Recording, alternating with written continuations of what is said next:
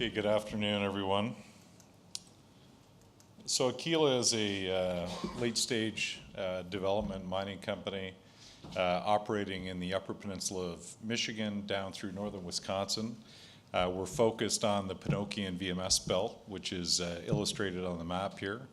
The belt had a lot of exploration back in the 70s and 80s. It has 24 known mineral occurrences, and there's only been actually one operating mine on the belt, and that was Flambeau Mine, which was fully mined and reclaimed back in 1997.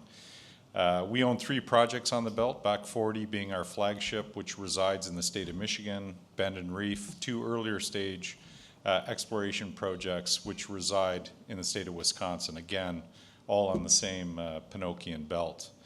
Back 40, it's our flagship. It is a gold and zinc rich VMS style deposit.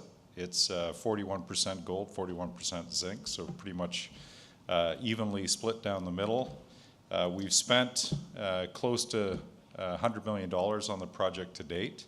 It's 100% owned by Aquila. It used to be a joint venture between Aquila and Hudbay. Hudbay was 51% owner in the project, and we're the operator until they suspended funding back in 2012, and we bought their interest back in 2014.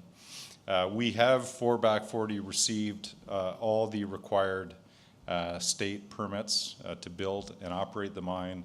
The last permit came in June of last year, which was a wetlands permit, and we also published an open pit feasibility study. So that's a feasibility study on the open pit portion of the project. We published that in August of last year.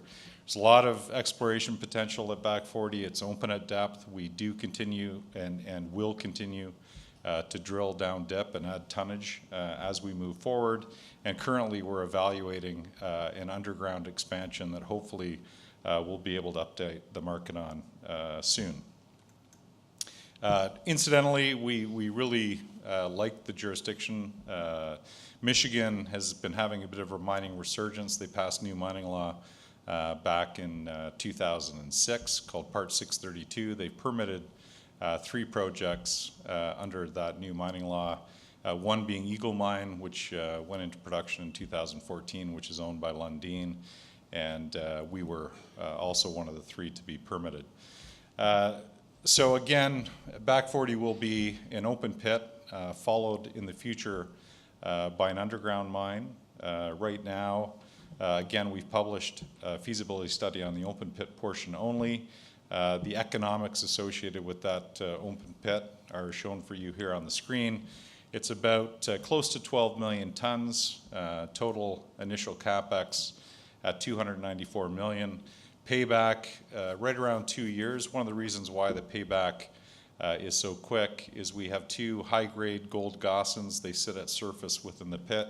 You mine those in the early years, and so you generate a lot of cash flow associated with that gold. In fact, in year 1, we're expected to produce 135,000 ounces of gold. This is just the production profile here. You can see on the right is revenue by metal. Again, 82% payable from gold and zinc. A little bit of copper there, a little bit of silver, a little bit of lead. On the left pie chart there is the revenue per product. Again, the zinc concentrate being that gray shaded area of the pie is 45% of our revenue, and the biggest contributor. Copper, even though there's only 10% of the payable metal is copper, 31% of our revenue expected to come from the copper concentrate, and that's because our gold reports the copper concentrate. We also have an oxide leach circuit. It will produce a gold and silver doré, and it's approximately 16%, or expected to be 16% of the revenue. So the open pit mine life is 7 years. It's a life of mine strip ratio of 4.3 to 1. We're doing 4,000 tons per day in the sulfides, 800 tons per day in the oxides. And the economics in the feasibility study incorporate the full costs of reclaiming the site after year 7. So here's the mineral reserve estimate. This was used in the feasibility study. Again, close to 12 million tons in the pit. The gold equivalent grade is 4.3 grams per ton. Zinc equivalent grade is 6.7%. Just to break down on the cost side, again, initial capex at $294 million, which does include some contingency. The operating costs are on the right column there.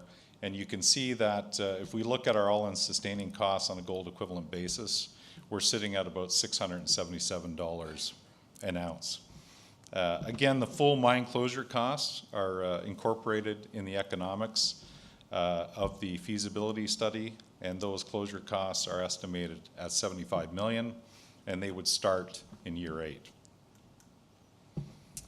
So this is just a look at the process flow sheet. Again, there's two sides to the plant. There's the flotation side where the sulfides are being processed, and the leach side for the oxides. Nothing unique about the processing here. We're using conventionally available technology to do this. Out of the sulfides, we're going to produce 3 concentrates of copper, zinc, and a lead concentrate. And then again, on the oxides, we'll produce a gold, silver, doré. So milestones that we're focused on right now. Last year, we were really focused on getting this last permit, the wetlands permit. In Michigan, it's called a 303 permit. Normally, in the US, if you're disturbing a regulated wetland, you require a 404 permit. The state of Michigan has delegated authority to issue their own 404 permit. It's called a 303 permit, and that was the last permit we obtained last year. Again, we completed the open pit feasibility study last year. Currently, we're in what we call our pre-construction phase. We are doing some permit amendments. We submitted some permit amendments in November just to sync the feasibility study design with the permitted design. And once we get those permit amendments, we can start pushing forward with basic and detailed engineering. We're also currently evaluating, as I mentioned, an underground mine expansion that would come in year 8. We still have 5.5 million tons of underground material, and again, the ore body's open at depth, and we expect to continue to drill that as we move forward. We continue to expand our owners team. We added a COO last year, Mike Welch. Mike was the general manager at Eagle Mine at Lundin, spent 2.5 years recently at Neves Corvo, also for Lundin in Portugal. Brings a 30-year mining career to the project, and we will continue to expand the owners team as we move closer to putting a shovel in the ground. Also recently hired a financial advisor to look at assisting us in raising project capital to build Back 40. It's sort of a dual mandate. They're looking at assisting us in raising that initial construction capital, but also evaluating other strategic alternatives that might be available for the company. Right now, our financing is coming from a gold stream that we closed with Osisko back in October of 2017.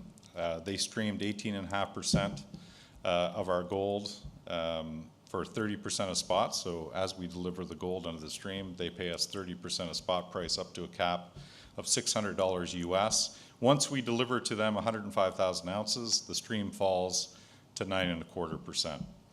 Right now, that they paid $55 million for that stream. We've only drawn down $15 million of that 55 to date, so we still have $40 million outstanding.